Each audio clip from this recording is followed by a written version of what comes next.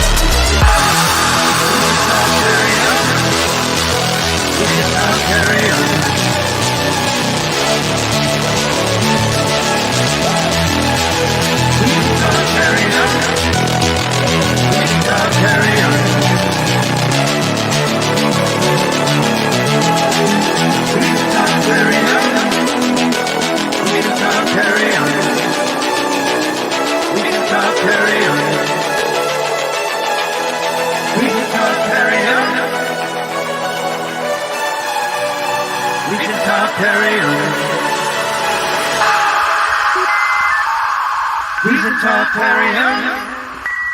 Recent Tartarians.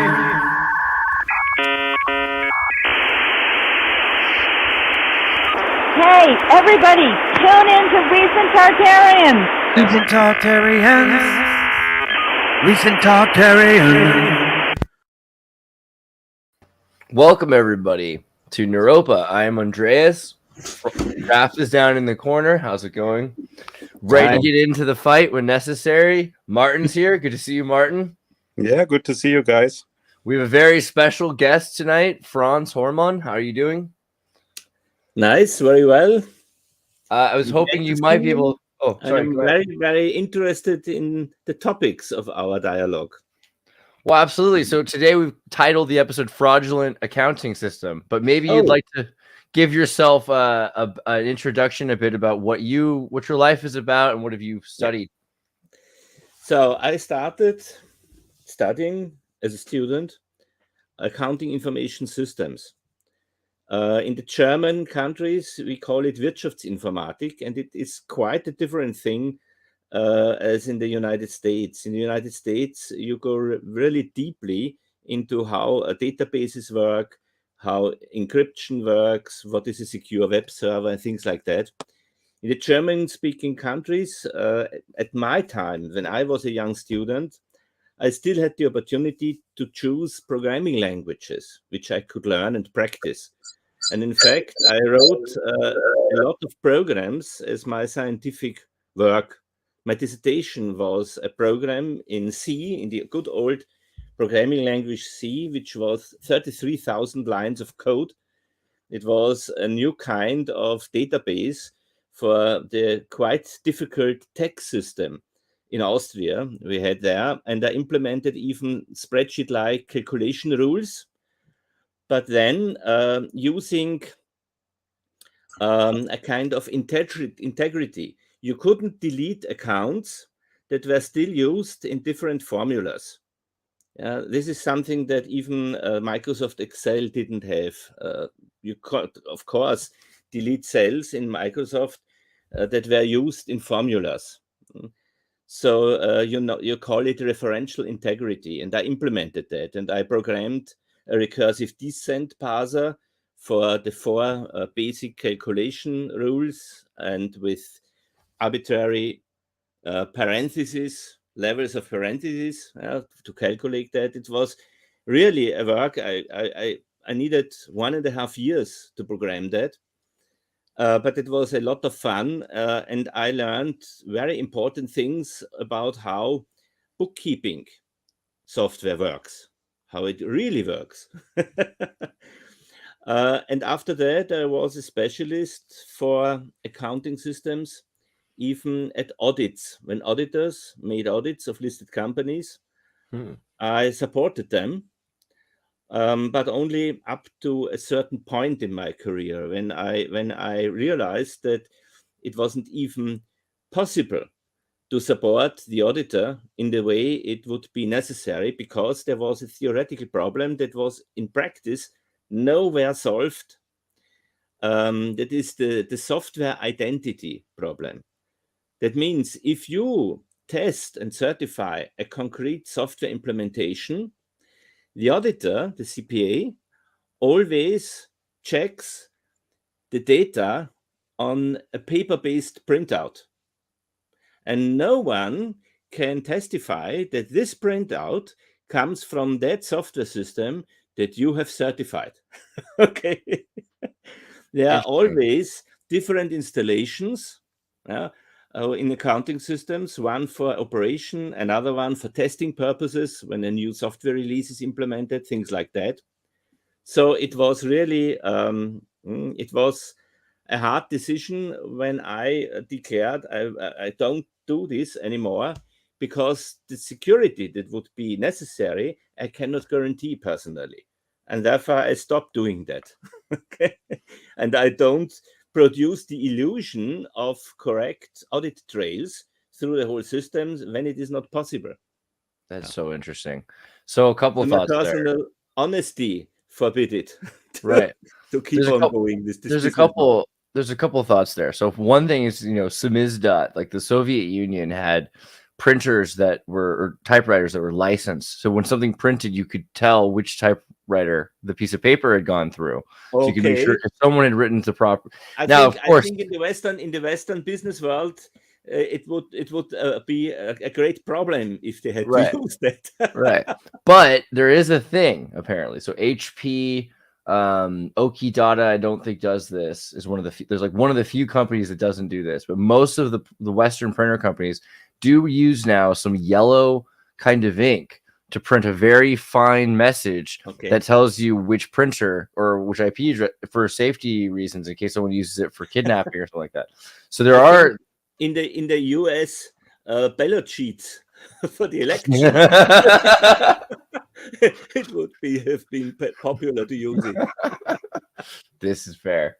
But another question I had was, so this is really fascinating software that you designed that allowed you to have variables essentially of the formula. So can you give an example of where this might save a corporation you could some money? automate your tax declaration, your yearly tax declaration for each different tax law. You had a new accounting cycle, and the accounting cycles were organized hierarchically. You implemented the formulas, and you said, I want the value-added tax, I want the income tax. What do I want to calculate? And the system calculates automatically up to this level and prints out the tax declaration. Wow! So it was really a very, very fine piece of software. It was already in the DOS-based world. We didn't have MS Windows. Okay, no GUI. So it was at the end of the 80s, 1987, and then the professor that was my doctor father, so to say, he advised me to look for a software company and make a business model out of that. And he even recommended one concrete firm in Austria, a software firm. And just at that time, when I tried to get into contact with them to speak about the possibility to implement my software idea for the market, their business model blew up because it was a spectacular fraud. They didn't have the code that you had. They defrauded the largest companies, sacked in millions of money for not only for a prototype that didn't really work, and they didn't finalize that. Wow. And this was the end of my business dream with this kind of software. Because they screwed it up, even though you had a working software. Exactly, and then I tried to get funds from the state, from Austria, that could support me in building a startup.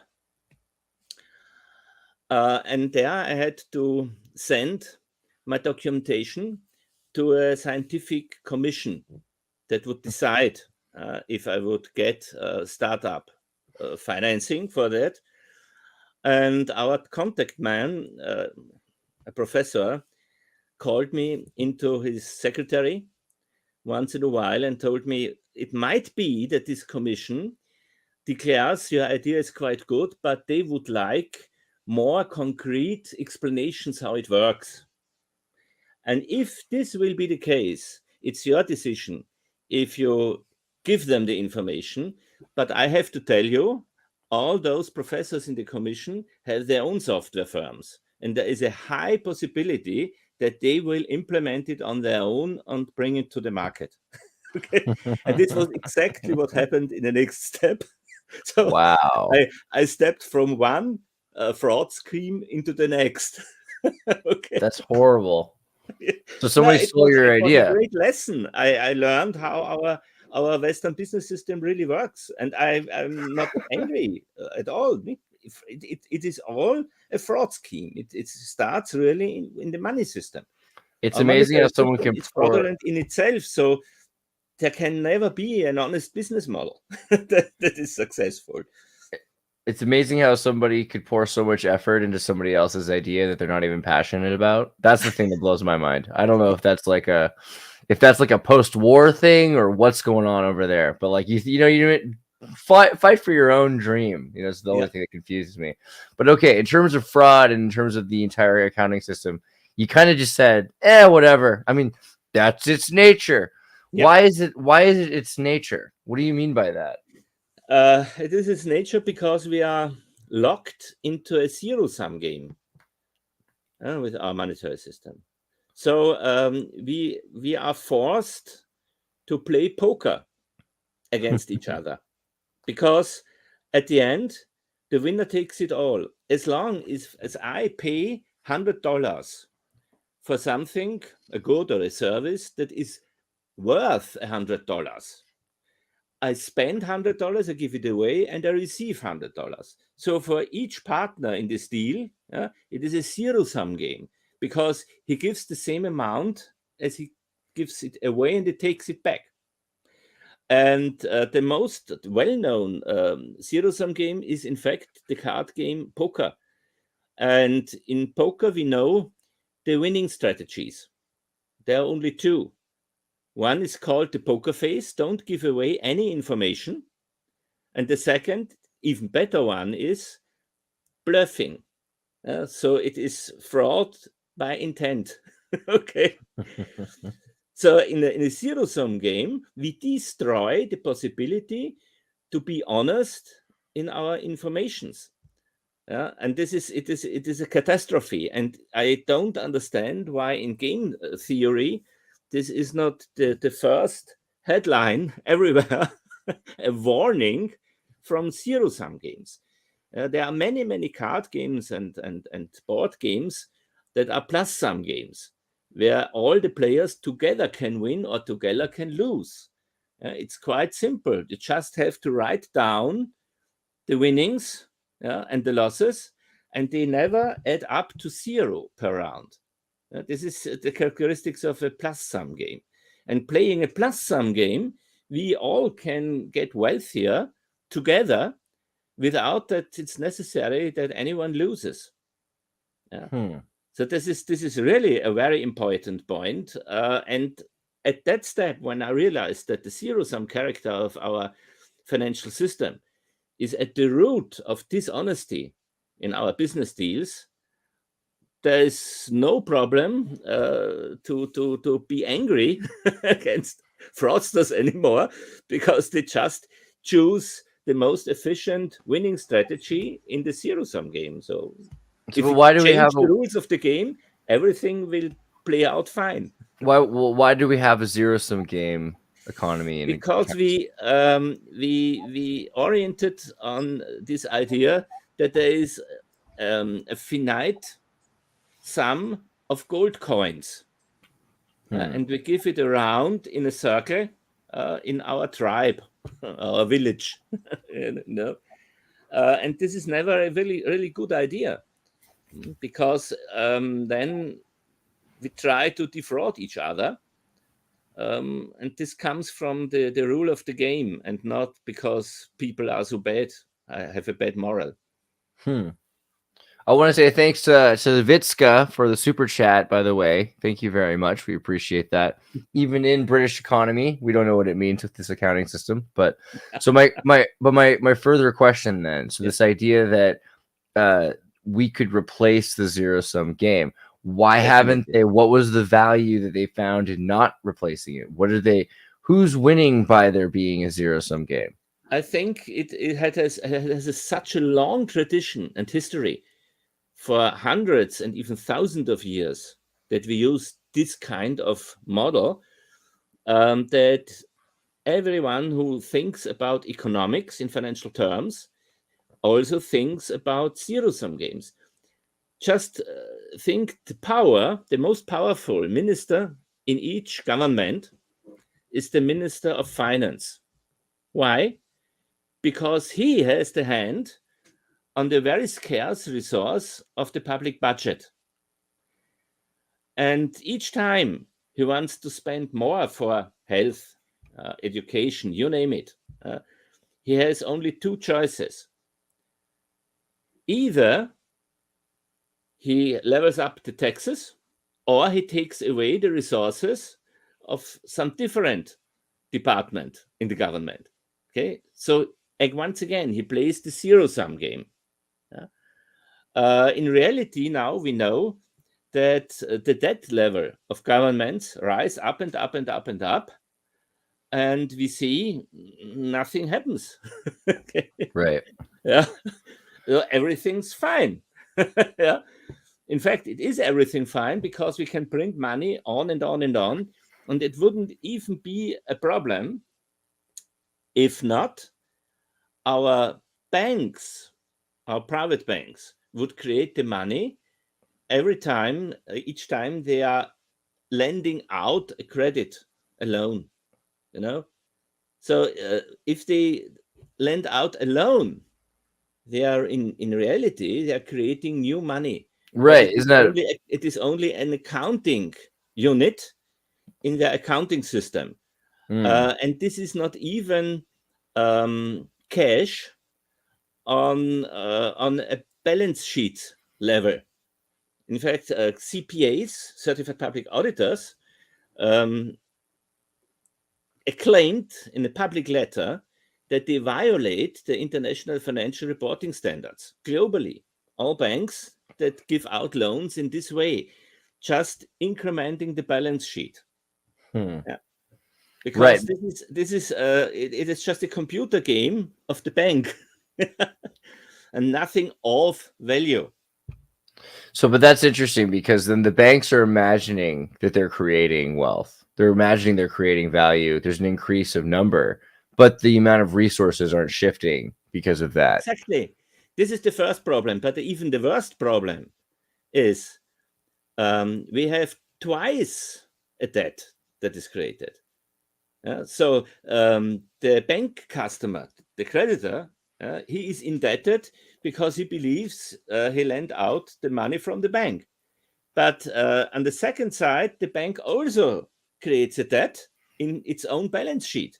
So in the long term, it is impossible that banks that give out loans can survive. They must implode sooner or later. And each banker, each CEO, each bank owner who knows that can abuse it. And therefore, William K. Black, a former banking auditor at the end of the 80s in the saving and loan crisis, he later on wrote a book about that, what happened 1987 and the years after. And the title of the book is The Best Way to Rob a Bank is to Own One. You can buy this book at Amazon. Yeah, exactly. Very nice. Thank you very much. The best way to rob a bank is to own one. Here is Mr. Black. Exactly. So what really happened, in those days, nearly 3,000 small saving and loan institutions, banks, were insolvent and were caught up using taxpayers' money. And then the political ideology dictated that we needed very courageous investors that bought those insolvent banks, and then they wouldn't be regulated at all anymore because the free competition makes them healthy again. This was the capitalist dogma in those days. This was under Ronald Reagan. Okay. But what really happened was that all those buyers of those insolvent banks were strawmans of mafia bosses. And they bought the banks at a very low price. And after they owned the bank, they lent out a loan to the boss of the mafia. William K. Black called them banksters. He never paid back the loan at all. And once again, this bank went insolvent and had to be rescued again with taxpayers' money. So if you know how the bank works, and if the loan must kill the bank in the long run, you can abuse it because you take out some loans for you, your family, your friends, because you say it is deemed to implode the bank. Franz, I have a quick question. Yeah. You mentioned that we have this zero-sum game for hundreds or maybe thousands of years. Yeah. Would you say that the foundation of the Federal Reserve Bank in the US made this problem even worse? Or was it there before that already?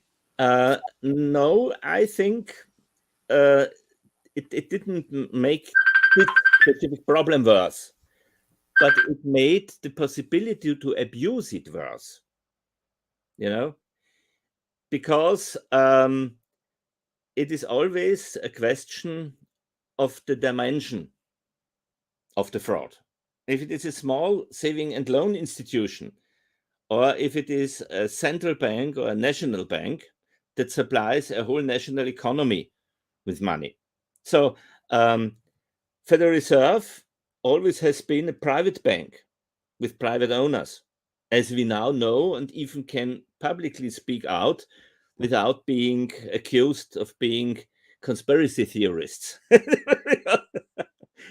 It is only, I would say, some years, so about 10 years ago. But there's been a so here's the thing. You're a conspiracy theorist if you say it in a bad way. Yeah. If you wanted to be a Wall Street guy and you were talking about the beautiful brilliance of the banking system, this was the kind of thing that they sang songs about 100 years ago. I mean, it's amazing what you can do. You can put all this money in the bank. The bank gives it to somebody else.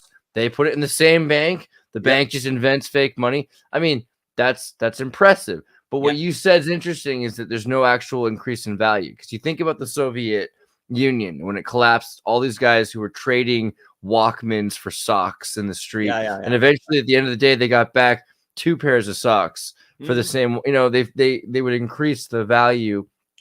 The only way they're really increasing the value is through actually trading, doing labor, getting several options together. It's not through the actual number system. And that number system is actually every single time you have a major collapse, like 2008, we have this economic collapse. The prime crisis. Yeah, it's because of the resource scarcity that's associated with this speculation of value. It's runaway speculation. I must say that the resource scarcity is an artifact. Okay. Because each and every substance that may be scarce can be substituted by a different substance that is quite similar in use, Right. Yeah. And this is something that must not happen in our current business world, because whole industry branches would break down. I will give you a small example. As we all know, at the starting of the 70s, Richard Nixon's decoupled the dollar from the gold price. So he stopped the gold standard.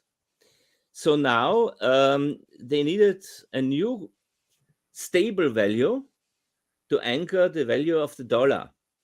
And so the petrodollar was invented. So each country that bought crude oil had to pay it in US dollars. And because there was the dogma, the ideology, that crude oil was a fossil fuel, and meaning a scarce resource that needs millions and millions of years of dead dinosaurs and plankton and biological substances. The ideology said in some years there won't be any crude oil on this planet anymore. I remember in the 70s, we learned in school that around the year 2000, there won't be any oil on our planet anymore. All oil fields would be empty. Now there is a very, very interesting book from Thomas Gold with the title, The Biosphere of the Hot Deep. And he proves that oil and even gas is always reproduced again and again and again, just from stone. In German language, we called it Mineralöl, mineral oil, and it is always recreated by the very high temperatures and pressure in about 100 kilometers deep down under the surface. And in the Soviet Union and in the Eastern cumulative. countries, it was the official teaching at universities. And even in laboratories, we know that it was the abiotic, the theory of the abiotic source of crude oil. And in the laboratory, we could already create artificially crude oil from abiotic substances, but never from biological substances. Yeah, so it is proven. But biology was doing that, right? The chemical in process. fact, but if we now go back to the theory, the basic theory of economics, where we say that goods and services that are in abundance available never have a price and are never scarce, we know the volume of crude oil on our planet increases from year to year. Right. So the reserves of oil on our planet have never been as large as this year. And in the next years, it will again increase and decrease. Yeah? So there is no reason that we must sell it for a price on a market. It is a free good like the air that we breathe. Yeah? And this is a problem for the dollar, because then if we link the dollar to the price of oil and it is a free good, it has no price, then the dollar has no value.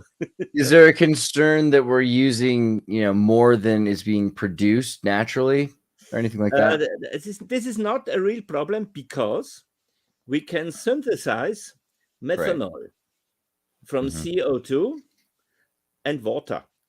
And methanol is the second most dealt liquid on our planet after crude oil.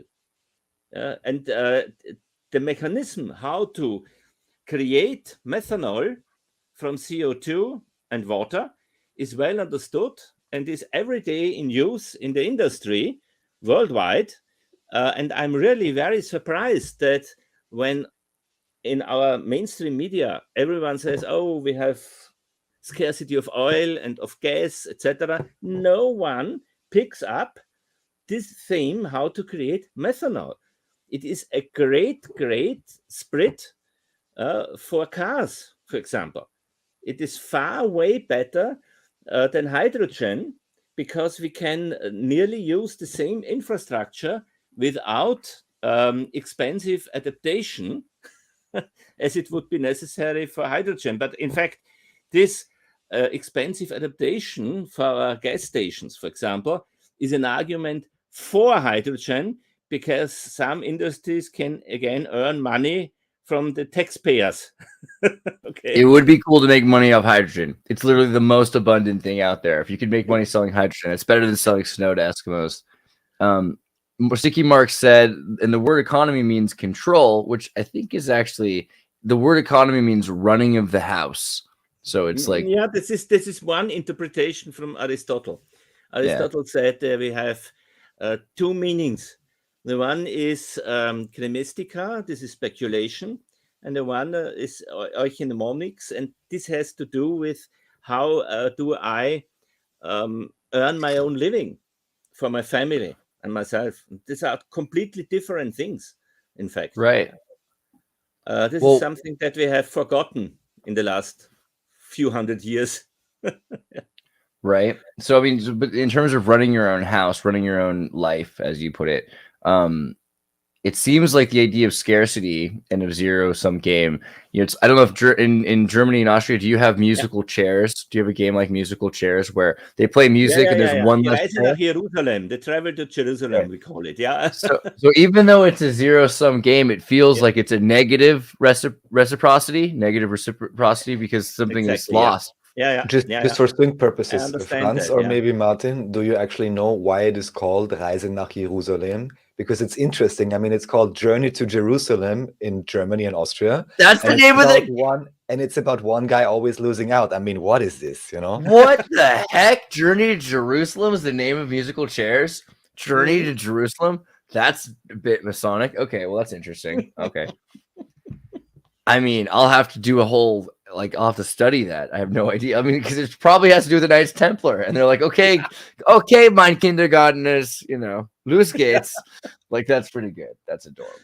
Well, I mean, so if all of this zero-sum game is actually negative reciprocity, so people are losing money, losing resources, and someone's snatching it up, and as every time they play, one person snatching up all the chairs that they can, so they're just stacking all the chairs. We have different problems today in economics. One is we need scarcity to come to a price and a value on the market. And on the market, we only measure the value of exchange. So if the deal is done and I'm the owner of whatever, the measurement is gone. What we never are measuring is the value in use of goods and services. The value in use is subjective and not objective. But it is more important. Now, today we have the possibility for crypto coins, cryptocurrencies, and we can link them to smart contracts in a different way. So I think a better way for a sustainable financial system would integrate the producer and the consumer. We also have even the word for prosumer, prosument. Someone who he can produce the things that he's using also. So he's really autark. And autark communities, I think, are the future of mankind. We know the fabricators, the 3D printers, for example, and we know vertical gardening, where we can, in a sustainable way, plant our own vegetable and fruit, even in a small apartment. It is possible today. So an argument for a real economy was we need the logistics, because we have raw materials, and then we have some products, and we store them, and then they go into the discounter. And if the customer pays for that, you have also a logistics process with the money floating back. But if it is possible to bring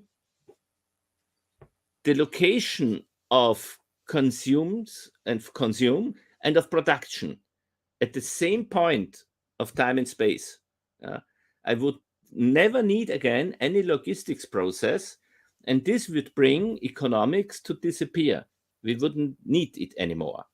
And I think we still do, because we're moving things around, basically. Exactly. But if I can produce it exactly and in this time and in this space where I need it, perhaps the replicator from Star Trek series, and it might, or at very least, if you grow a bunch of plastic using 3D printers, you have a bunch of plastic reels, and you print a chair there. Today, even we can produce plastics from hemp in 3D printers, so they are ecological.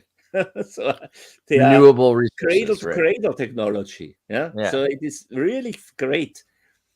And the next thing, already 15 years or so ago, I found in a sub-page of the website of the United Nations a very, very futuristic technology. They called it manageable matter. Manageable matter was proclaimed with a timestamp of the year 2045. It would be the technology where we can create matter out of light beams. We use light and create matter. We beam it, the thing that we want, on our table. And the timestamp at this time, about 15 years ago, was 2045. And where do I find this? I can't even see this. I always tell this my students in my lectures, and then I go and search for that in the internet. And now I found on YouTube.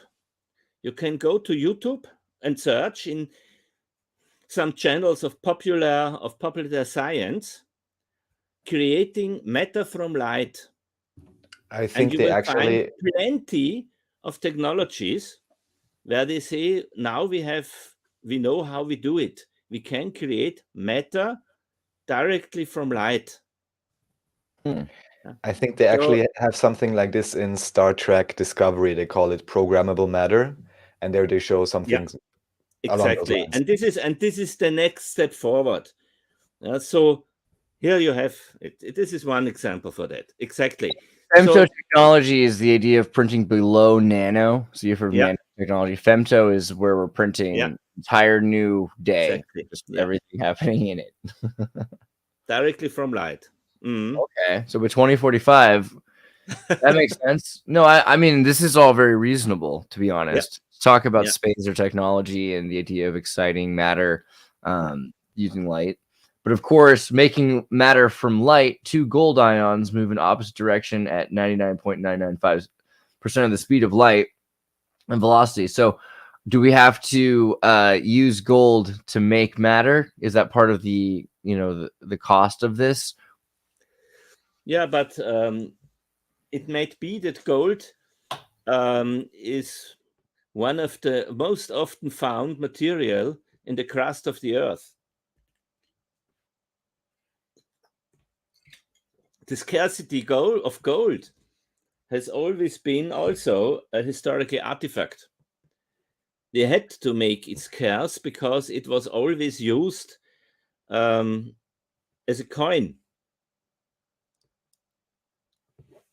This was the dogma of scarcity. Yeah, that's interesting because there's a big point in the Middle Ages. Spain finds a bunch of gold. Yeah. Gold becomes worth less than copper. The Silk Road in the Middle Ages was the key for wealth and richness. Why? Because the Knights Templar, they observed the Silk Road and their musical chairs. Because in the far east, China and India, silver was always more precious than gold. Right. In Europe, it was the other way around. So they did what we today call an arbitrage. You guys have this, we have that, so there was a breakup. Exactly. Bring it back together. So maybe just to bring it to the point, this means, Franz, if we were to be very honest in our assessment of resources, I always think about the Technical Alliance and the technocrats in the 1930s, whatever happened to them, but they made such an energy survey. If we would do this honestly and not deceive anybody, then basically it would even be hard to find the proper unit to base any scarcity on, right? Yeah, it can be done if we align the interests of the partners in a deal. So just to give you an example, Jeremy Rifkin was an advisor of the European Economic Union in the 80s of the last century. And the last book that I read from him was called Excess. And in this book, he wrote that in our current economic system, the producers generate revenues if they sell their products to the consumer. And therefore, they have an incentive for planned obsolescence to make the lifespan of the products ever shorter. So then they could sell more. And in fact, this decreased our resources and increased our waste. It was terrible. And therefore, he had a suggestion. He said, why not buy the products, but rent them? Right.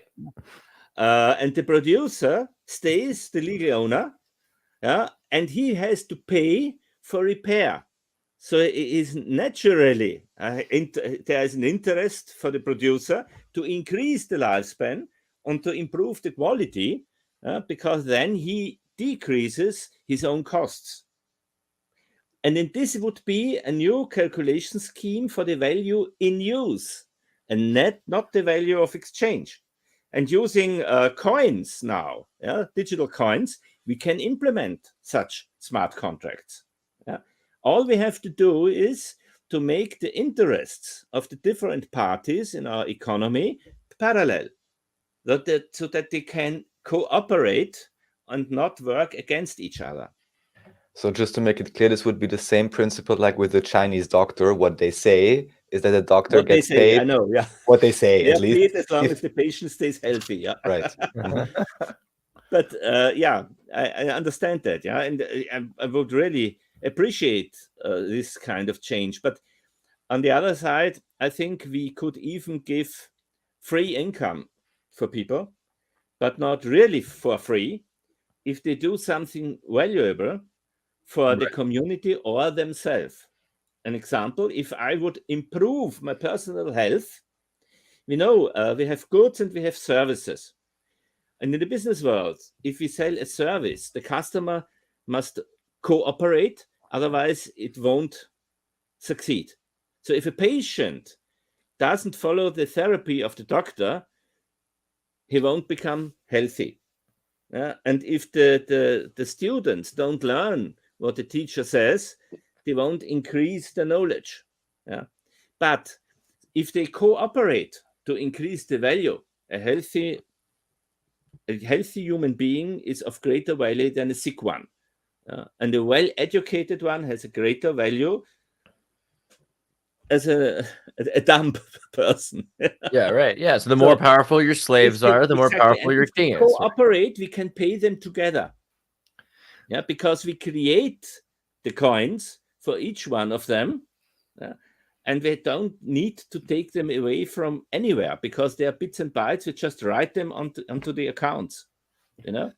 So here's the thing. So, you know, and this sounds better than communism, because you just cut out the middlemen and riffraff. I hear all that. It's it's just German managerial theory. It's a lack of entropy. I hear you, or Austrian economic theory. But here's the problem: when you're doing these exchanges, and back to this idea of reciprocity, negative reciprocity, positive reciprocity, neutral reciprocity.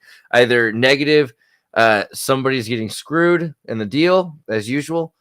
Positive, everybody wins. Neutral, it's not that big of a deal. It didn't destroy anyone's day, but you didn't really lose anything. So, I mean, I feel like there's not enough incentive in neutral reciprocity to do anything, because if you could go on without it, it's not that big of a deal. So everything needs to be positive reciprocity.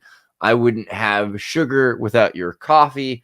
We wouldn't have our cappuccino economy without each other. So how do we maintain positive reciprocity in in the future? I'm scared to even ask what kind of system this is, if this is zero growth or if this is growth based. But I think if we put each partner in a deal in the same boat, and then we measure the value in use, and the coins are only generated if there is a positive effect for all partners in the deal.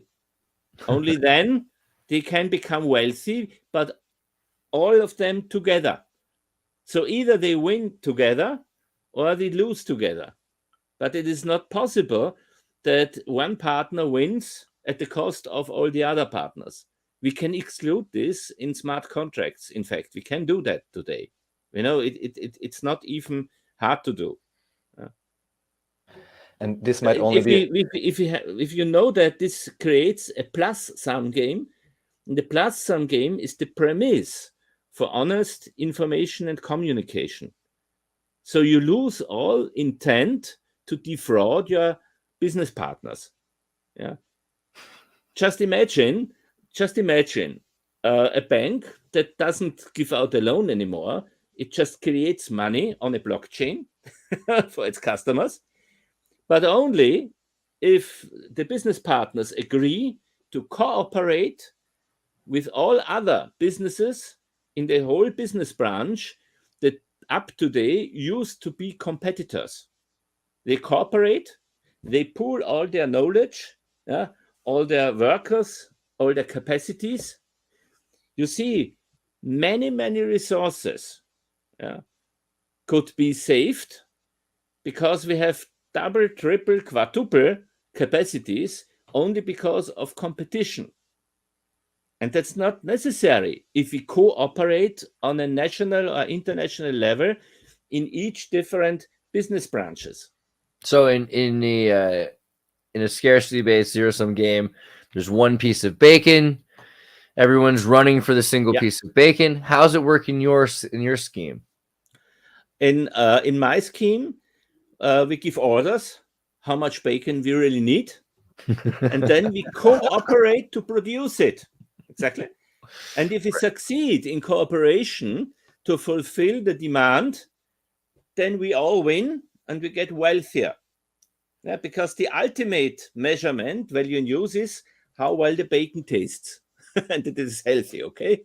And all the work that goes into making the bacon, because that's the exactly. trade. So it is not necessary to pay for work anymore. Because if the customer says the quality of your product is fine, the customer creates your tokens, your money. Because it just writes down the value that your achievement means for him as your customer. Okay, you what about you are creating your own money, for example, by improving your health or improving your education. So what about increased value? For instance, let's say that some town says, well, we need some cheese. And then someone says, oh, well, it's good enough if we just make some buttermilk or something like that. And then other towns like, no, not good enough. It has to be brie. We're going to do brie here. So what's the difference in value? Because they have to put so much more work into making a better quality. I mean, how does that translate? At the beginning of the system, as long as we have scarcity in cheese or whatever, could be German cars, right? We can measure this value like today, but we don't have to pay for it. We have to create it. And then when it is ready and can be used, consumed, the value is just written down because it is created. So this kind of currency would be backed by goods and services. Yeah? The goods and services and the know-how and the cooperation power of the population is then backing the currency of this region and of this country. Yeah? And if you implement it in the right IT infrastructure today, you can even prove that this is the case. This is something that you never can do with paper money. With paper money, you can't prove the value. Or with designer quality goods. This way there's a value based on resources and time. It's and then if the population in this region or nation is very ambitious, they could say, we want a better cheese, more healthy, using less resources, better for the environment, for the well-being of the cows, whatever. Right. Step by step, they can improve the production methods. And if the production methods improve, this is also a higher value. And the producer that now is a scientist and a researcher also, by improving his own methods, can earn more of this kind of money. Do you have any thoughts why this didn't function yet in Cuba or in, Yugoslavia or, They didn't have the IT infrastructure. Yeah, it is a similar problem like in the times of Jesus, when Jesus said, I'm the light of the world. Today we understand that the smallest building block of matter is the photon. Okay, so he was a scientist. And he told us that we can now find out in quantum physics. He already knew that from wherever. We can only speculate. Older civilizations, whatever. But it is quite similar today with information infrastructure as the backbone for cooperation. If you don't have a platform to cooperate, to put the whole supply chain on a platform, for instant real-time information exchange, then you cannot use cooperation, because then you stick to paper and to coins, and this is the natural incentive for defrauding each other. Do you think in China, are they trying to do anything like this? Sometimes people say that China is using unfair business practices. Our old economical system, and the Chinese are great in copying certain methods and then step by step improving them. We have seen this on the website for my students. I have the link to I think 17-minute YouTube video from 2011. A British expert for real estate valuation is in China and walks around the ghost towns in the Chinese desert Right. Where about 80% of the apartments stay empty, but they are luxury apartments. And they just put them quite into the desert to create the numbers in the reporting for the BIP. For growth, the central right. government told GDP. them, you have to grow in economy. Those are your numbers. And they said, okay, let's build whatever. And then they built cities for millions of people who are stayed empty up to now. So that the real estate companies in China are now breaking down. This is really, we knew it that this will be. And so it's so ridiculous that our politicians said in China, the economy is so much better. They are much better in creating bubbles, and then bursting them. That they have improved our capitalistic system even in this way. Do you think that maybe this is part of the plan? Like, this is the way we get to the better system, is that we exhaust ourselves so much that we have to run against the wall with high speed. I mean, I hope that's what's going on, because otherwise, escalate this to another level. Franz, I'm sure you've heard about the officially first they said 21 missing trillion with Catherine Austin Fitts. I'm not sure if you heard about this. Catherine Austin Fitts, who was Secretary for Housing and Development. And there's and probably now it's 42 trillion. So there's a lot of accounting fraud going on everywhere. Forget it. Those are really, really arbitrary numbers. Right. Because you know, if you're the owner of a bank, like William K. Black has told us, you can create new money out of thin air as long as you would like. And in fact, there are black projects, and hidden technologies for many decades. We know that even in the Second World War in Germany, there were very interesting projects. Right. Yeah, they had funded by American Wall Street. At the beginning, but then the Germans, the literature says, some part of the literature, found out a method to create gold, artificially create gold. And there was, the legend says, that they created about 80,000 tons of artificial gold. Oh, wow. Okay. And this was hidden in the deep alpine seas in Austria, Toplitzsee, and other places. And this, in fact, is a problem. Because if you can create gold out of other substances, transforming the material without the use of radioactivity, transmutation of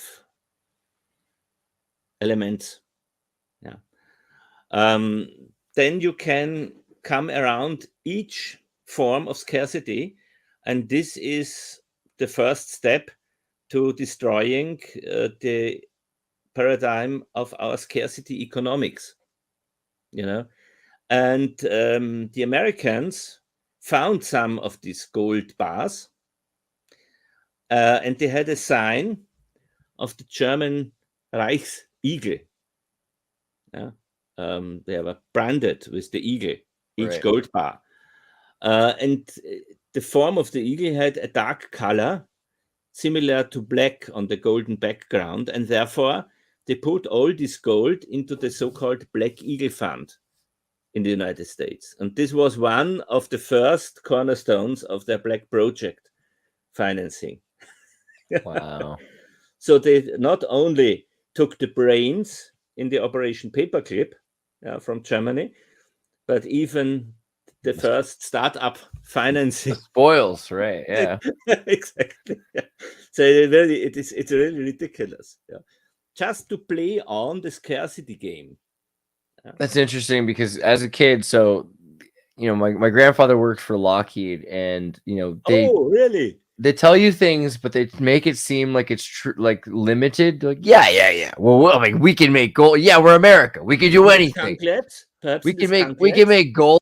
If we make gold, it's going to be a little tiny bit at a time, and it takes a lot of energy, and so we don't do it all the day long, But like, we can do it. But so then, to me, even still, I'm like, yeah, we can make gold. That's amazing. But to make 80 tons or 80,000 tons or 80 million tons of gold, it's much more significant. They can make lots and lots of gold, which also kind of tells me we could make lots of gold, but we're kind of limited right now. I mean, what do you think about that? Ben Rich from from Lockheed Martin. Ben Rich, Skunk Works. Ben Let me Rich. see if it. Oh yeah, I've seen him. I don't know him personally, but I do know. He's famous for a quote. He gave it at an alumni meeting on the 23rd of March of, I think it was 1993. And he is quoted to have said, "We have the technology to bring ET home." Right. And I don't mean interstellar space travel. I mean intergalactic. 1993. Right. My grandfather used to say things like, where does like a 4-ton gorilla sit? Anywhere he wants to, How heavy do you make a turkey? As heavy as you can. Like these little things that don't really make sense. And then you think, oh, he's talking about levitation crafts, or like U.S. military gets to sit where it wants. So, I mean, they had a lot of these metaphors that they seem to use. The ET one's interesting too, because they talk about, the connection between ET and light beings and light energy mass and Pleiades. It's always associated with Maria Orsich and the Vril, and the idea of, okay, well, the first mediums of the Pleiades, what do they bring you? What are the first things they tell? Well, free energy, vacuums, things that just replace work, so you have more time to do what you want to do. Exactly. And maybe, Andreas, just to do a slight bit of cross promotion, I'm sure Franz would also like just to know that it exists. Maybe you want to show your Xirtus McMoon tape video, just skip through it or just tell the story briefly. It's insane. You wouldn't believe it. And this is what, How hard is it to find the tape if I just type McMoon tapes on YouTube? Does it come up? Is it like hard to do? I think. This is how you know. This is how you know something's good. Even when they hide me, they still hide the You're shadow banned. I'm not anymore, but my good videos can still be shadow banned.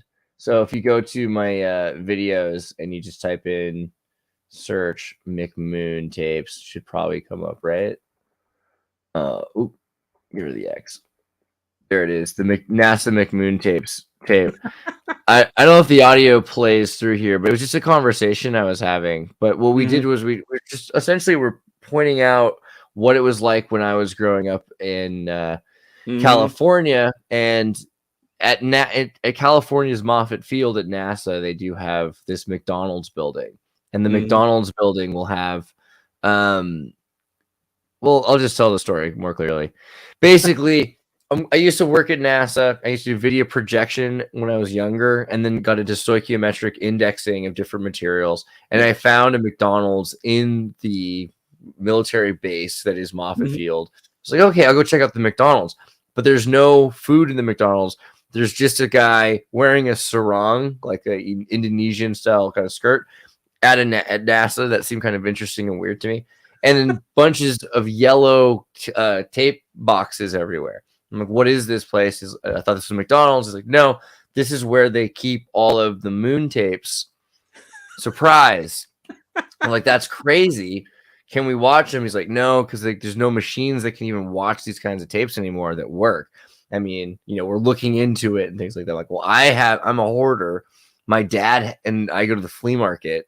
We've bought old tape machines from the 70s and 80s. Like, I have tape machines like that. We could get started on that. And so the group got bigger and bigger and bigger. And as we were digitizing data and there's girls there that were doing indexing of tape, because there's probably about 1,000 or 2,000 boxes at least, probably more. And then all of a sudden, all the data disappears. And then they tell us, don't worry, because we found another storage unit somewhere has all the tapes, another set of tapes of the moon landing. It wasn't that we lost it. It was that a bunch of the tapes had been written over, and so that there was nothing on the tapes that was from the original footage. But that's okay, because someone had just luckily found this other copy of the Book of Mormon. Don't worry about it. And you can believe these tapes. And it was very flawed and suspect in its circumstances. However, it was an amazing experience, and I loved it. I loved the time I spent learning about using digital equipment and everything. But yeah, there's always a little thing. And so I've shown some of the footage that we do have, and you can see there's some weird things about it. But I mean, it was a good time. I have no problem with it. And I just probably should have taken the opportunity to work at Lockheed. It felt like a bad idea because America was deep in a war. It didn't really want to be like building drones, So that's, yeah. But I don't know, Raph, if that was what you're getting at. It was another time. But Ben Rich is a very interesting guy. He worked with my dad, actually, and I remember my grandfather. And so one of the things they were involved with was the Columbia shuttle and putting the ceramics on the shuttle. My grandfather invented the ceramic for the shuttle. But so okay, we were talking about the before we got sidetracked, Raph, with my family story. Economy, finances, aliens, ET, interdimensional beings. Okay, I can go from there. So the idea of free energy beings. So if we're interacting like Maria Orsic, Vril, Hyperbrewing, it seems like they're talking about this free energy world that is beyond it's not just zero, it's not just more than zero. It's a huge growth or a unlimited resource thing. Is that the case? Definitely, because it is only a difference in how you make up your physical models. If you think in a closed model, free energy is impossible. But if you make the premise of an open system, there is always free energy. So if you have a stream of water and the water flows along your house, then you can put a wheel into it, and it will keep spinning as long as the water flows. But once you build a wall across the river, it stops flowing. This is the closed system metaphor. Yeah. So the thermodynamic principles and all those things they tell us in school, therefore perpetuum mobile is impossible. Those are wrong premises. We have open systems in nature and in our universe, and not closed one. Closed systems are an artificial construct in our laboratory, and it's not necessary to project them into our galaxies. It's also interesting how things grow. I mean, we forget, like, people always say, "What do you think money grows on trees?" But it's a reference for things that do grow on trees. If we value the fruits and the leaves on the tree in money, in a plus-sum games, then even that is true. Right. Okay. Right. Because always a new fruit grows or leaves, I book it into my accounting system. And then it grows on trees. Why not?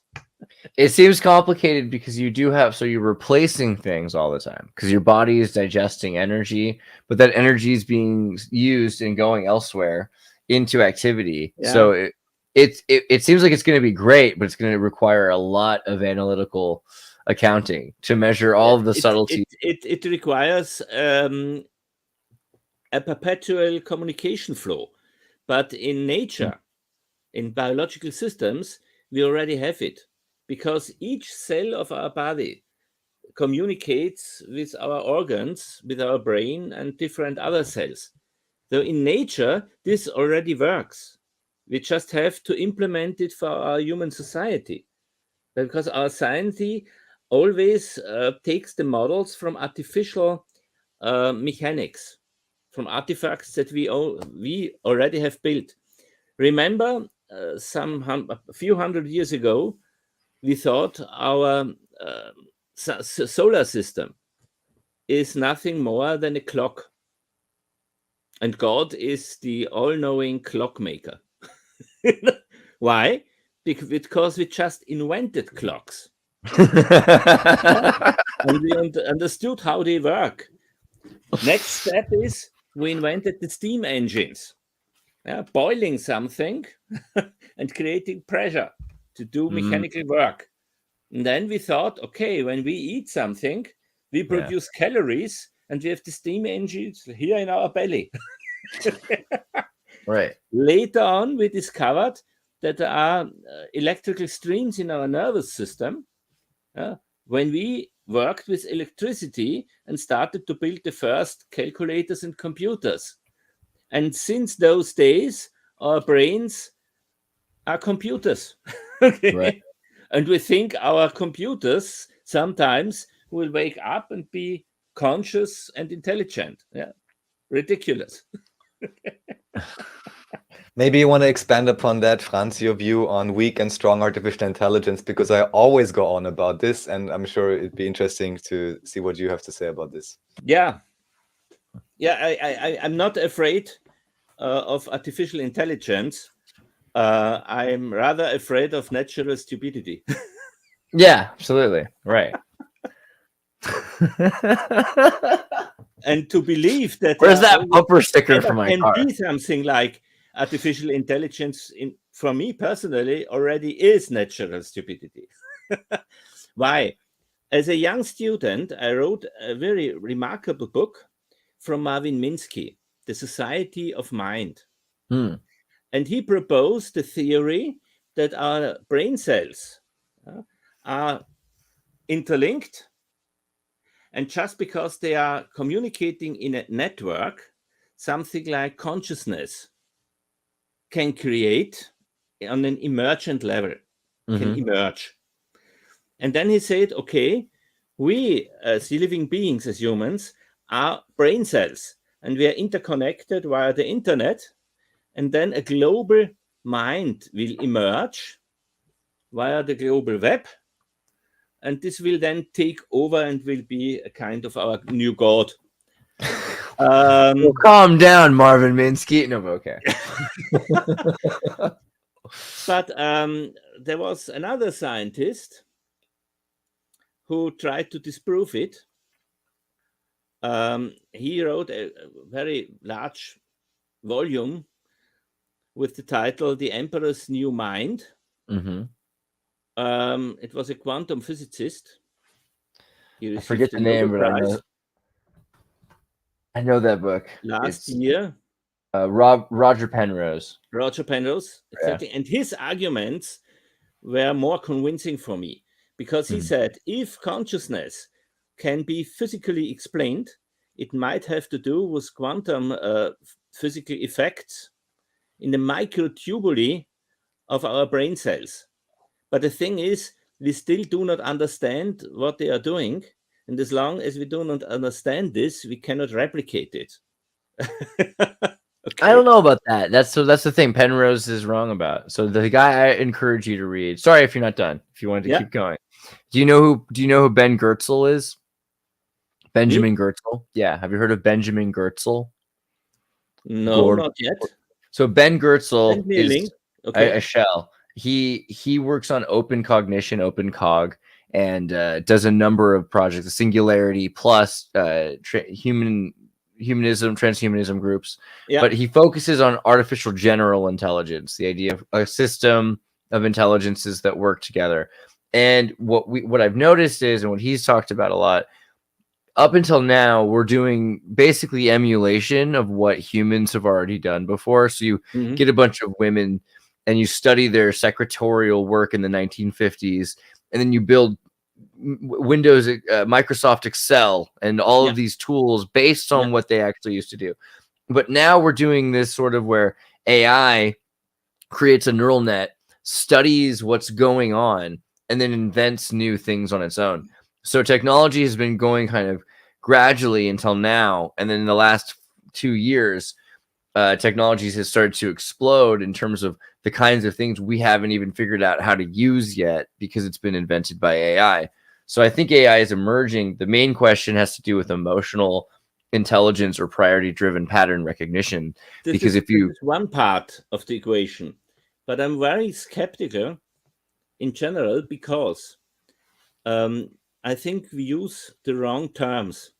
At the end of the 70s and during the 80s of the last century, in the German-speaking countries, we used to call computer systems EDV, elektronische Datenverarbeitung, electronic data processing. Right. And now what is data? Data are sequences of syntactically correct characters. All you have is a syntax rule. And you receive characters, a stream of characters, and say, okay, they follow a syntactical rule. And all that is what computers can do. They can only check the syntax. On the semantic level, you can nothing transport. What we call information cannot be transported and cannot be sent and cannot be sold because the information is created in the consciousness of the receiver. Because you need your whole biography and the experience of your lifespan, or may even be of more incarnations before. So to create the information in your own mind. And this is something that an artifact can never do because a robot doesn't know what the meaning of life is. You know? I don't know. So here's how I feel. Like the thing that's going to bridge the problem here will be solved before we come up with the answer. In the next 3 years, probably. I think it would take us 100 years to answer that question. In 3 years, that won't matter because there's going to be humans and AI that are networked together. There are already in the last 20 years. Do you really believe that? Yeah, for sure. So I mean, even a very interesting discussion between AI specialists. Mm-hmm. And there was one person who was a consultant for AI applications in the military. And he said that the military around the world, in each and every country, has a golden rule. They don't use neural nets and other AI technologies that humans cannot understand for safety reasons. They stick to rule-based systems where the rules can be read by humans and interpreted and understood. And they say, even though they know that the performance of neural nets as an artificial pilot, fighter pilot, are far superior than humans, they don't use them because they don't understand them. Right. Humans don't trust them yet. Yeah. Exactly. That's the irony. So in other words, also tell me if my audio is okay. Someone told me it was bad, so I fixed it. Is this still all right? Okay. You were a bit loud, but that's all. Yeah. Next time, let me know. So, okay. AI can do better things in the last few years than humans can do. And humans are afraid of that because that means that they can't beat it at any point, which means that if AI solves all these broken systems that have been humans' manipulative ways of winning the economy, I mean, before humans are ready to deal with that. But okay, maybe that's beyond our scope. But let's think about the idea of the reset. Let me just ask a simple question, maybe before we go to the reset, also for Franz, in terms of, let's just say, creating pattern recognition system, decision support system that may somehow be subsumed under artificial intelligence. Would it not be reasonable to assume that a system can only be created that is as complex or as advanced as the consciousness of its own creator? So in terms of, wouldn't it be contingent upon the understanding of the scientist or his understanding to actually be able to create a more advanced technology? I mean, the mathematician and the calculator. Because here, what they always do is they put this idea that we have another fundamental problem in this context, and this concerns the goal function. So if I say for an algorithm, he has to optimize something, then I need someone who says, okay, this is the correct goal function.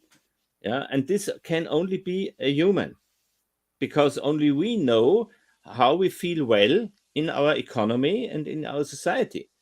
No robot can do that. The robot can optimize some numbers, He can drive the deficit down and the productivity high, whatever. Yeah, but no one can guarantee that this will be a life-worthy environment for humans. Right. I think that this is part, and this does lead into the reset, right? Because then the idea of transhumanism is that AI already, you have transhumans today because children have been raised using computers and have been taught by computers how to think. It's imprinted in our minds already. So people have already begun the transition. When that happens, it won't be about what's best for traditional humans. It'll be about what humans can adapt to the new system that exists, right? Isn't that the idea? The musical chairs, the journey to Jerusalem. Do you think that those that's a scary name. Humans will be happy? I mean, how is happiness defined for a transhumanist being? Right. This is a thing. Happiness becomes less important because that's a drug. You can just take happiness, you buy happiness, but maybe there's a more important thing there, which is the satisfaction in your ecclesiastical endeavors, right? You know, if you enjoy the fruits of your labor, what's the most valuable thing that you can actually get out of life? So you have to create some hormones to create happiness in your brain. Or just use radio. You just change the radio slightly, probably. Yeah, okay, I understand. Yeah. But it does seem like that. They're getting to a point where they're taking away more and more of the chairs, right? And they're preparing for, we've talked about a debt jubilee maybe, where everything is so extreme. They say, you know what don't we just do something else? So, I mean, do you think that's coming? I would suggest if whoever forces the game of musical chairs, then we have to improve our human possibilities and abilities, and starting with levitation, and we won't need the chairs anymore. I think the human potential is limitless, completely limitless. We've always known this through all generations and through all history, and this is what is perhaps the real danger for some small power groups, hidden power groups, who want to deprogram us using transhumanism. Do you think that the goal, the limits of human evolution? Do you think the goal is to, with transhumanism, with the reset, is it to perpetuate this system even more, or is this all to prepare us for whatever new system that's coming? That just own us, and it'd be like, this is the original human goal of limitless evolution. We have this possibility. The human potential is definitely limitless. Perhaps Sai Baba and other gurus who were possible to manifestate things, artifacts, out of nothing, only with their will and their mind power. Yeah. And I think that this is something that each of us can obtain if we practice seriously enough. Therefore, we have limitless powers. And if some small groups demonstrate how easy that is, and how they can improve their lifespan and their health, then there won't be any interest for transhumanism anymore. Because why do I need to implant something into my body if I can willingly regrow my organs by my own? And just for a pop culture reference, I'm not sure if Xirtus, you've seen it. Anyone who still needs to wean off of transhumanism, it's nicer to watch it on a screen. Cyberpunk Edge Runners is a really great new anime. And so many of those actually in the end point towards, well, it's nice, neon lights and flashy music and so on. But do you really want to live in that world, Because it's not that you get it rented the way you described, that the guy needs to, take care of it, but you get... how do you call it? The entire economy turns into a rent-only economy, but you have to rent everything, and you are nothing, and you should be happy with the right drugs, I guess. It will be a ransomware economy. Right.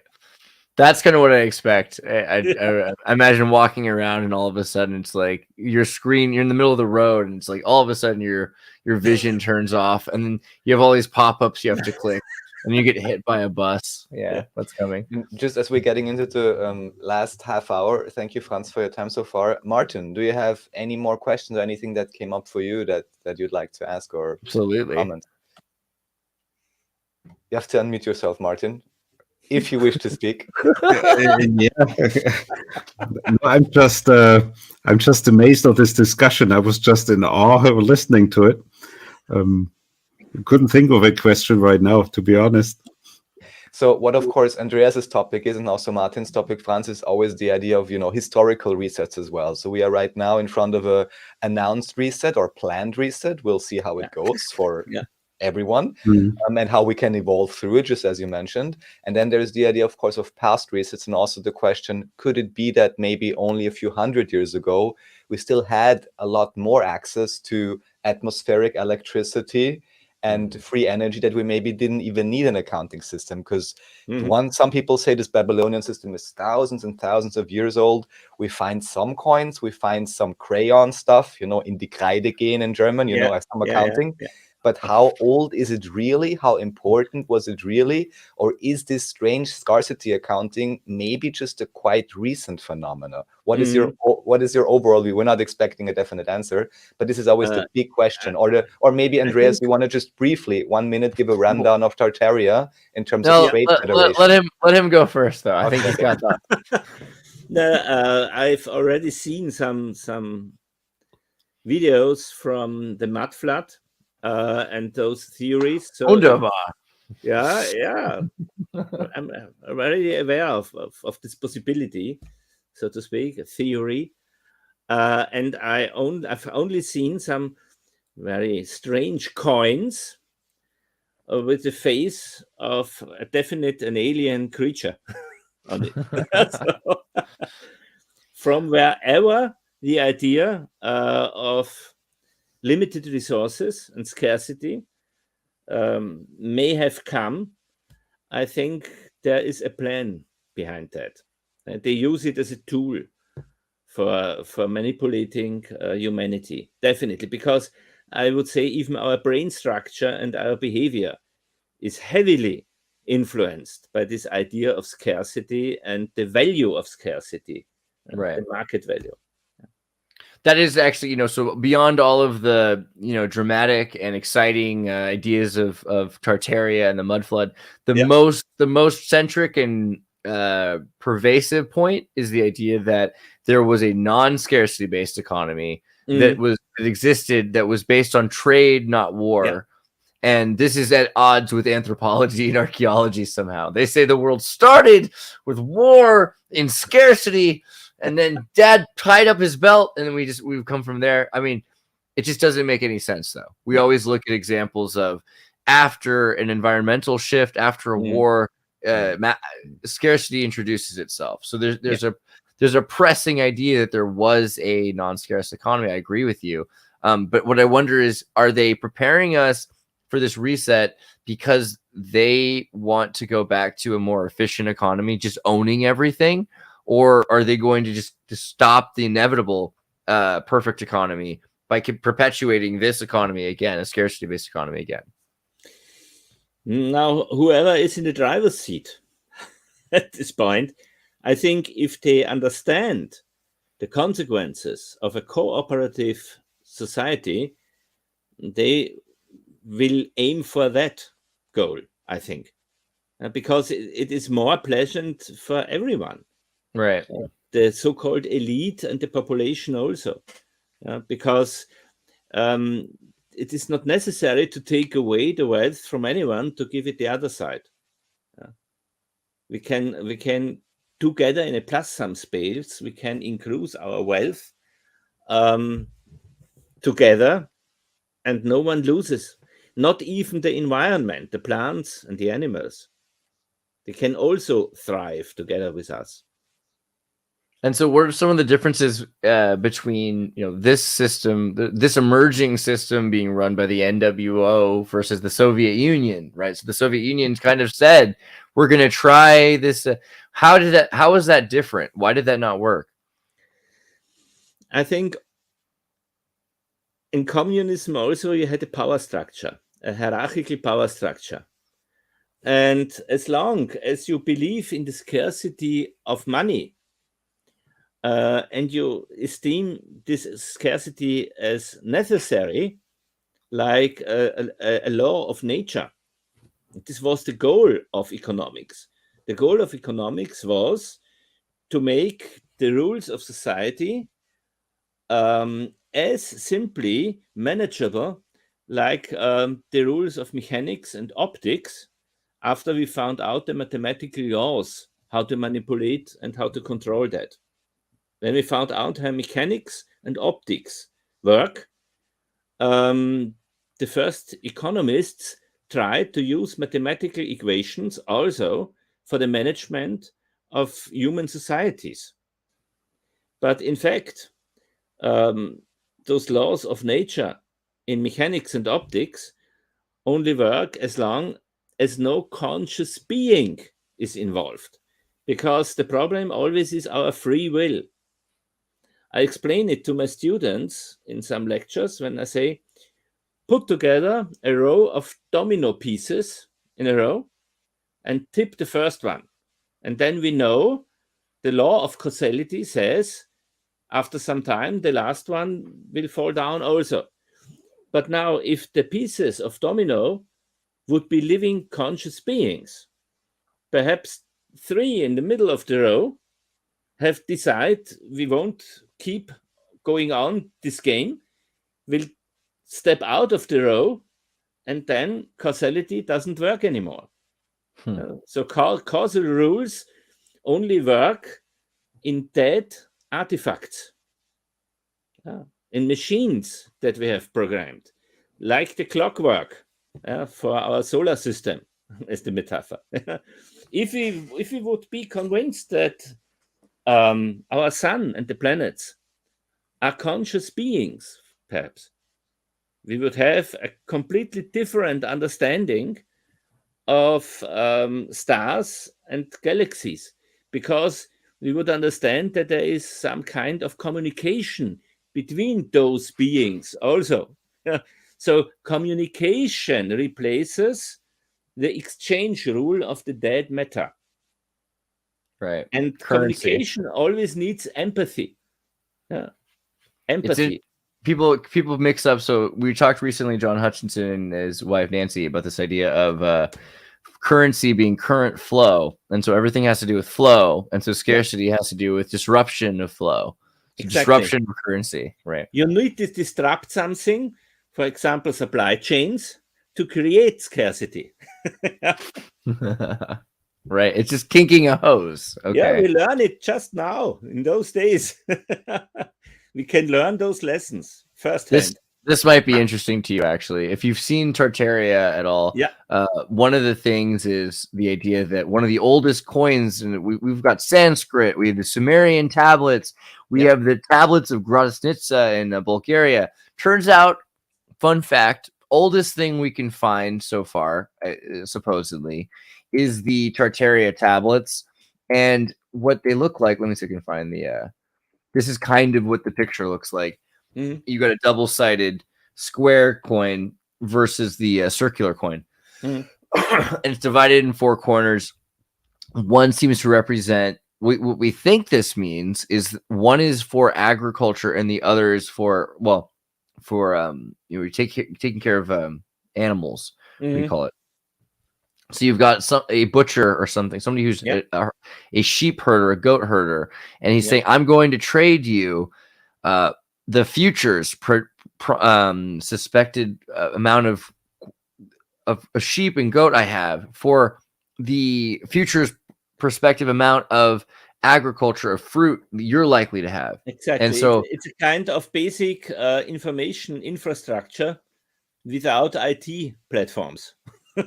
And on top of that, they're using this idea that I've looked at one of the trees, one of the fruits in your field. From that, I'm going to project the value of this many fruits from this many trees in this big of a field. And I've looked at one of your goats of a certain number, the certain last born or firstborn of it, whatever. From there, I can tell how many goats you're going to have, and they're able pretty accurately to decide a season early how much goat for how much corn or grass or maize or whatever. And so that's supposedly the oldest idea that we have for this trade contract, is about futures trading, able to project how much value they'll be able to make. This is one interpretation, but it might also be that it has only to do with stock keeping. Mm-hmm. How many goats do we need to feed our population? You know? Mm-hmm. The consensus so is. It's not necessary that they have tried to find out a singular value or a price for one goat. Perhaps they just counted the pieces to have the right number to feed the whole tribe, the whole community. Yeah, there was a reason I forget the exact. From one town or from one state to another state, they found the exchange coin. Mm-hmm. So the idea that something came from one place to another place. But I think that's the idea, is that the trade was already a benefit because both of them needed the trade, or else if you didn't bring your sheep to this area, then they couldn't eat. If you didn't have sheep, then no one could eat. Trade is a benefit as long as you don't introduce money and a market price. Because once you introduce money and the price mechanism of a market, only the money creator profits and all others lose. Interesting. So how would you recommend it, let's say, in a circumstance like that where someone wants to, trade or exchange, some resource they don't have with someone else who has, and you have an abundance of one resource and a scarcity of another, and they have the opposite problem? Now, as long as you can produce something in abundance, you don't need a price and you don't need money. It would be enough to use tickets or vouchers. Because in an honest, fair ticket system, you have a one-on-one relation between one goat, for example, and its ticket. The goat has a serial number, a stamp, and the ticket also. But how much is that ticket worth? Nothing, because we need one goat for each member in our village. But I mean, it possible because we make the relation between each member of our town and one goat. And when he brings in the ticket, we give him the goat, and then we can destroy the ticket. But then the person who made all the goats, like, who's making the goats? See, it does feel themselves. If the goats are happy and well fed, they will reproduce by themselves. Well, dang, that's fair. Everything in nature, if the environment, the milieu, is in a good condition, they reproduce by themselves. This is the miracle of life in reality. Only when humans started to produce something against nature, this was perhaps one interpretation of the original sin in the Bible. Because there are some theologians who say the original sin has nothing to do with sexuality, but it was when humans started to settle. As long as they went around and hunted and gathered something, they took the fruits of the nature as a present. It was a gift for them, gift economy. But then they said, no, on this field, I want to grow my potatoes. And then they heard Mother Earth. Okay. And because so much human work was put into the fruit of this ground, they had to fight for that and to defend it against others who wanted to steal the fruits of their labor. This was the start of the conflicts in our society. If we just go around, put up what falls from the trees as a gift from Mother Nature, then we will find that there are some archaeologists who found out that in the woods of the Amazonas, the Aztecs, for example, and the Mayas, they planted the Amazonas woods as their garden. Yeah. And it was to nourish them. Yeah. And it was in such an abundance, and they didn't need to work for that as gardeners, for example. Yeah. It grew out from itself. They just took their own waste. It was biological waste, of course, brought it into the wood, and out of that grew new plants for fruits and vegetables. So the nature reproduces itself if we provide the right environment.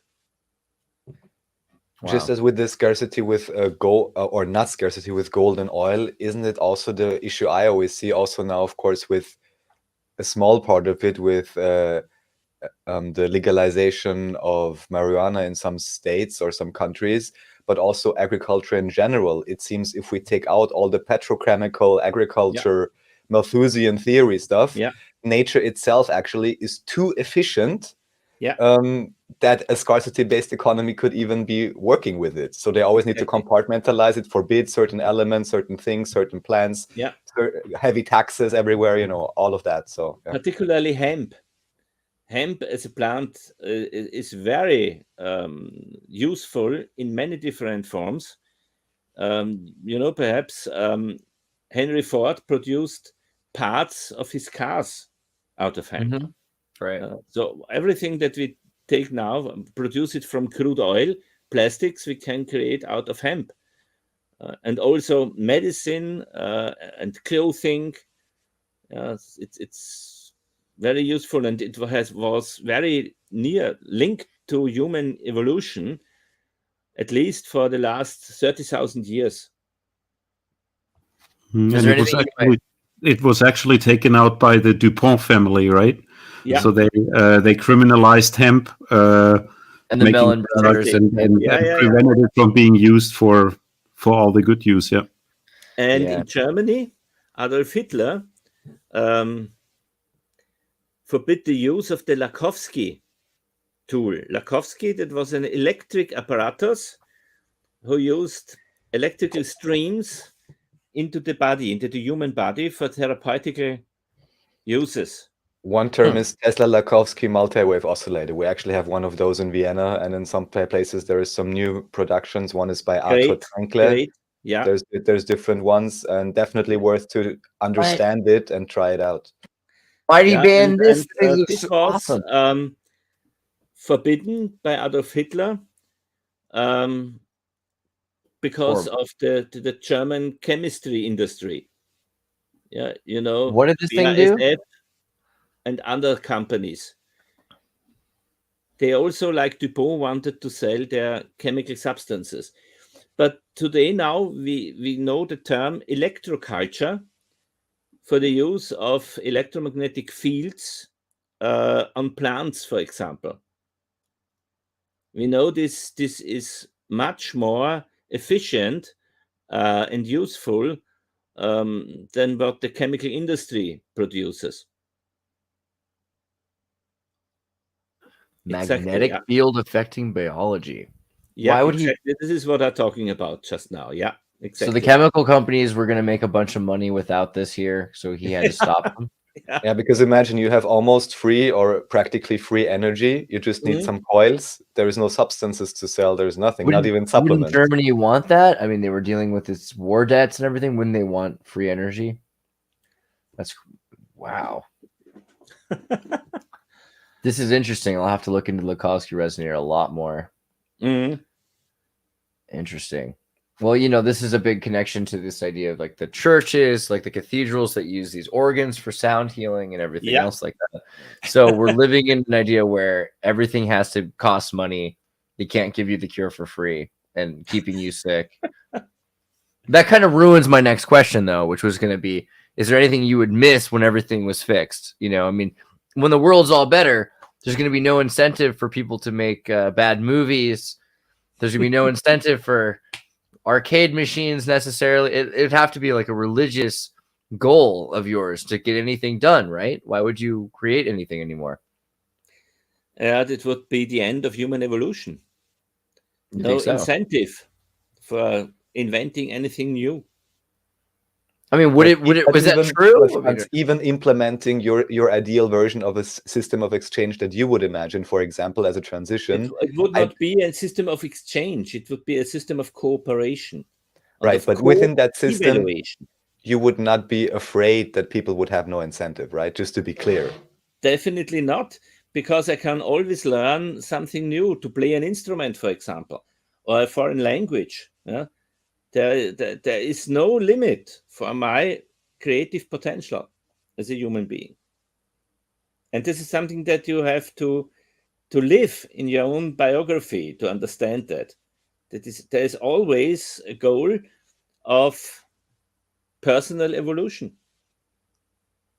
And to set people and humans free to evolve and to unfold their potential, to set it free, this is a goal for new societies, for now, new social structures, I would think. I mean, yeah, I guess we're kind of running out of new things that can be done by humans without repetition anyway. I mean, at a certain point, it has to be about guaranteeing humans the or the earth a sustainable quality.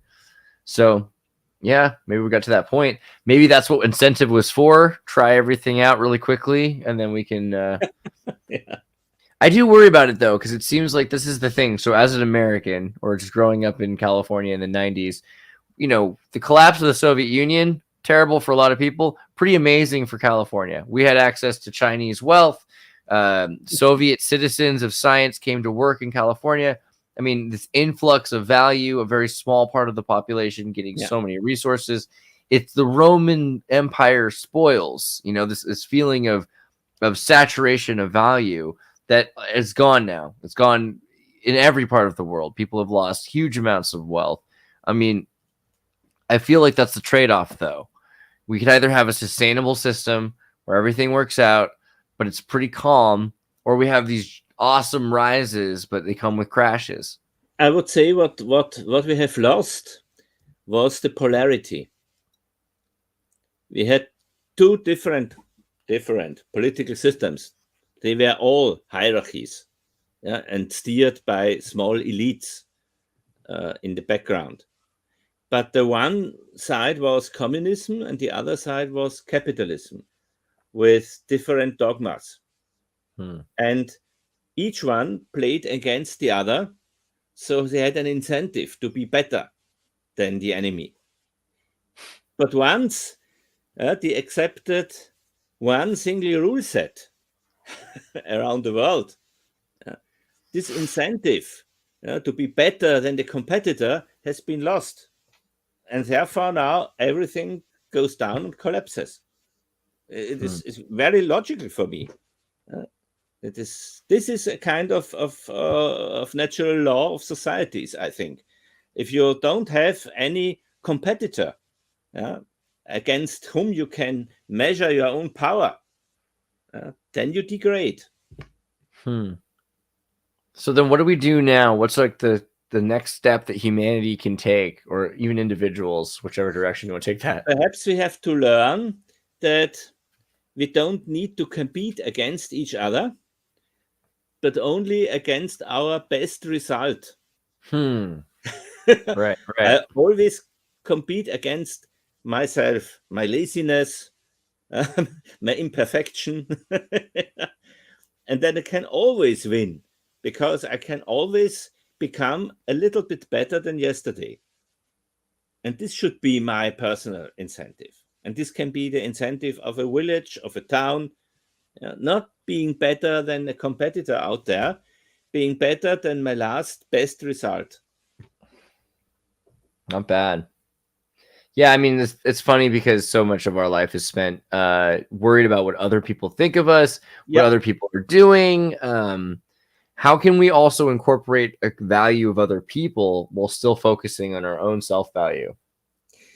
Now, I made the suggestion of this virtual money, where the money is created via personal achievement, and they called it information money. And then I thought a little about the political structure that would evolve out of this monetary system. And they had the idea of cooperative individualism, because we are very, very different. We are individualists. And this is good because we need different skills and different knowledge. But then if we are different individuals, we must learn how to communicate and cooperate with each other. And therefore, I called it cooperative individualism. And it because there has always to be some term with ism at the end, as we know, communism, capitalism. Usually. And I called it cooperative individualism.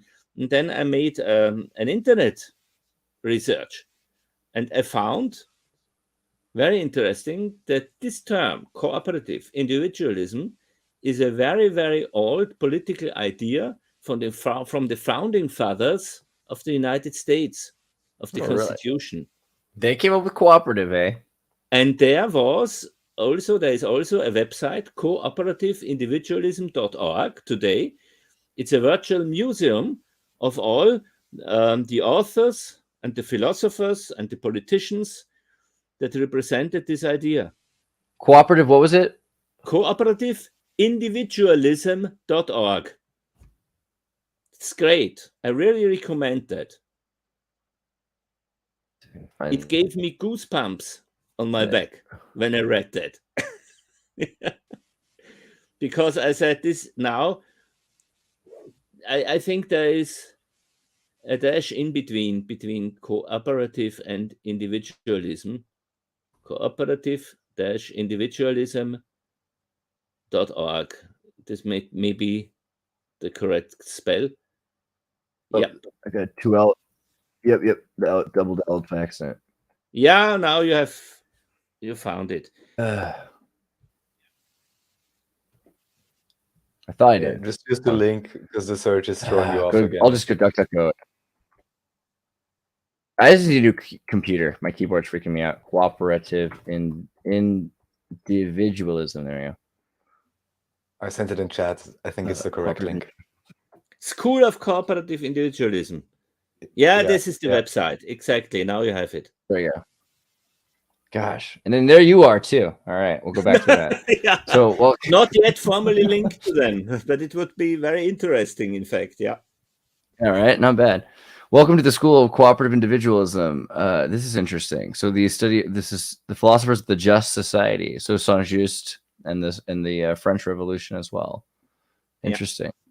So what is their main goal is been around since the 17th century, since the French and the American Revolution would look like with the Just Society. Yeah, this was one of the goals. In fact, today we know they missed this goal. Right. Well, so you've heard about the debt jubilee also, right? I don't know how many more pages back I have to go. But so this is the idea that we're headed towards this debt jubilee and this complete erasure. So I wonder, do you think it's because they have wanted this goal for so long and they felt like they had to take everything from everyone else before they could accomplish their goal? Maybe this was the quickest way they could get to the goal you have, you know? No, I'm not so certain, because I think the road to Jerusalem. Right from the start, they knew that the debt-based money system is only for a short time. It's temporary. If you allow me, just very briefly, Franz. It's not for a long time. It has an end date. I'm just asking if you're aware of the road to Router, or even maybe, Andreas, you want to put it in road to route A, but in one word, Router. And there is this comic from the 1970s by the Federal Reserve, which is called, what's it called again? Router and The road to root. It's called the road to Ruta, and this is right. This is the guy's website who talks about it. But if you just enter federal, there's the comic on the first video. Okay. There it's all explained, and it's basically the idea that even back then, when they started with the IT systems, they already knew that this was a completely system based on nothing, and that's why it's called road to root A, as in a programming term, that you have to go back to source, you have to restart the system eventually. They knew from the start that it wouldn't last from at least 1970 in this case. Yeah. Probably since 1770. Mm-hmm. That's kind of Of course. No, that's just the recent version. Yeah, exactly. But yeah, so I mean, it seems like they're working on a system that will collapse. It's been inevitable that it will collapse, maybe since the very beginning. And this was just to take everybody's wealth in the world, so that one hegemony could control all the wealth and guarantee this perfect system. Maybe they're just really trying to do us all a favor. What do you think? It may be because there was also the myth of the philosophers, emperors. They thought that would be a very just society, right? If the emperor was a real philanthrope, not only by name, and the philosopher. So someone who is not very egoistic, who has an altruistic character, and I think this it is possible to implement a new society led by really wise philosophers and scientists, of course, who break away from the old dogmas that have encrusted our society and stopped our evolution. If we can break free from these old dogmas, then we have a chance to start now, and this would be the right term for a reset. But how do we get rid of those people that are keeping up the system? Evelyn Rothschild died yesterday. We just got to move on. People, I would prefer getting rid of their mindsets.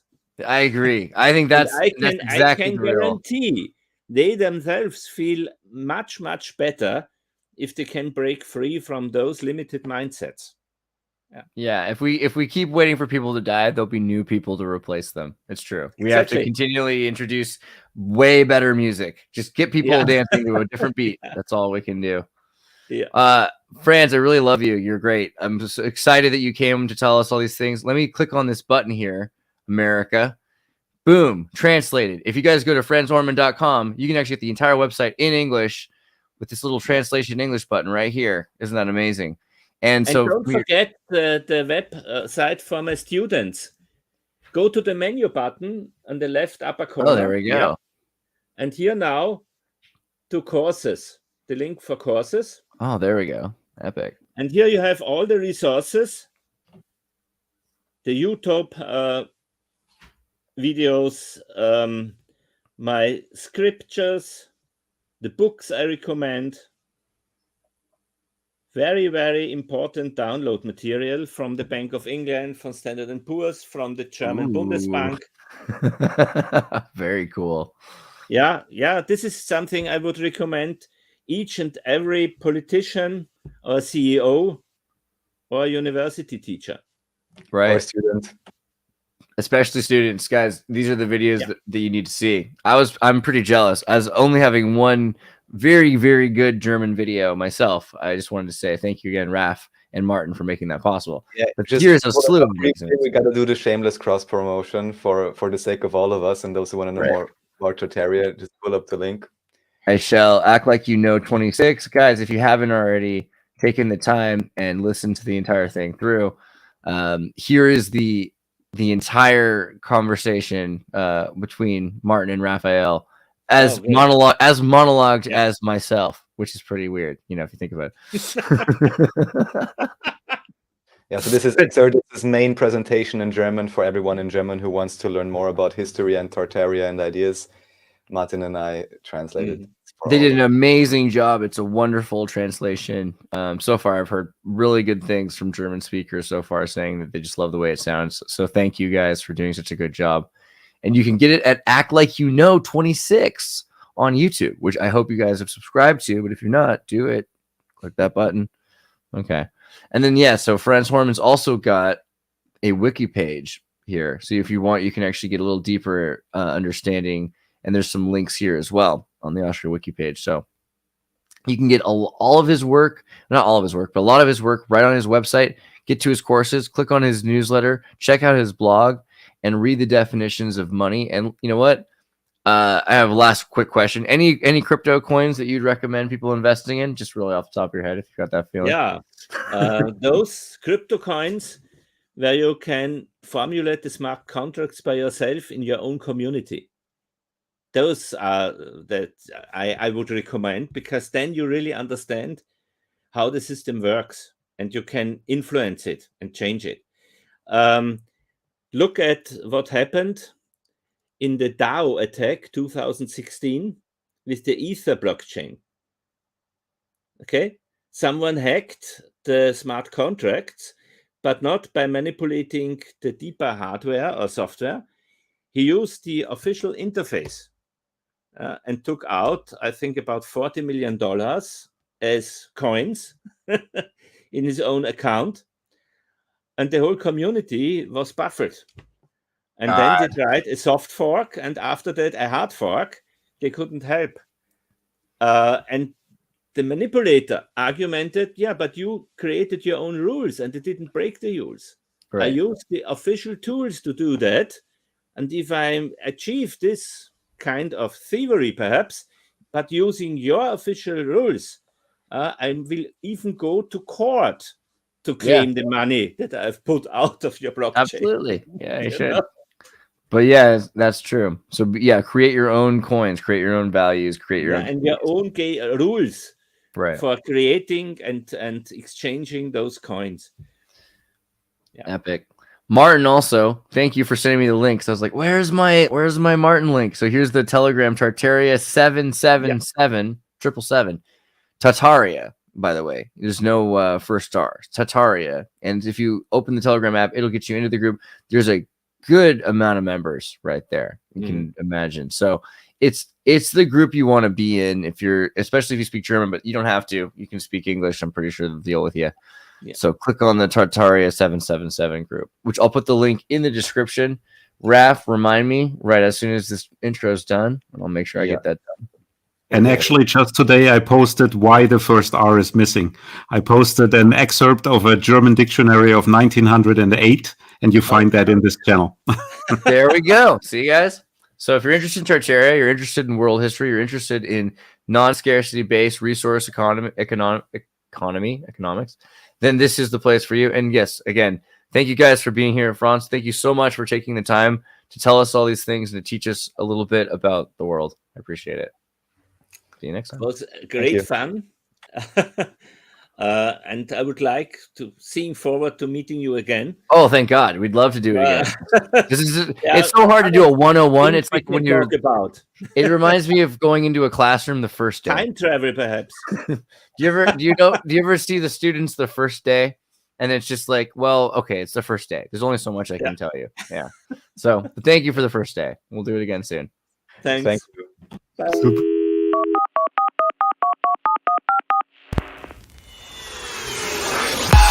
Hey, everybody, tune in to Recent Tartarian. Recent Tartarian. Recent Tartarian.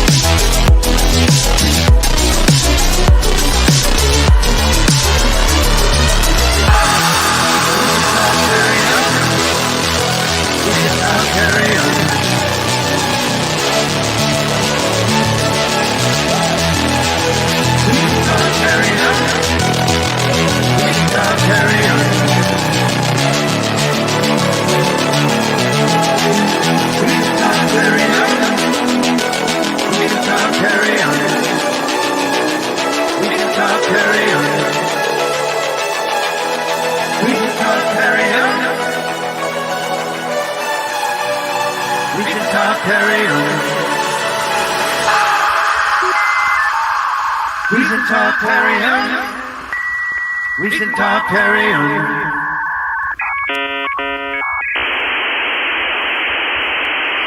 Hey, everybody, tune in to Recent Tartarians.